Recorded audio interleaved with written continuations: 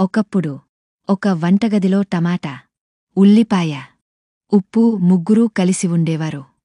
కాని ముగ్గురూ తమతోనే వంట రుచిగా ఉంటుందనే గర్వంతో జీవించేవారు. టమాటా తన ఎర్రటి మెత్తని రూపాన్ని చూసుకుని అహంకారంగా చెప్పింది, నాకు వంటలో రంగు, తీపి రుచి అందించగల శక్తి ఉంది.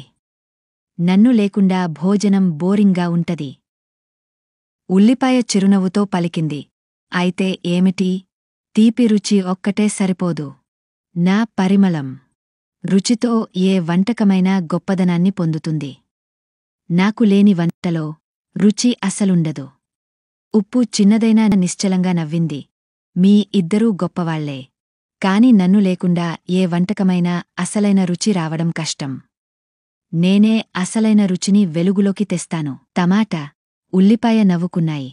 అవునా? నువ్వు చిన్న చిన్ని గ్రెయిన్స్ మాత్రమే. నువ్వు లేకుండా కూడా వంటకాలు బాగానే ఉంటాయి.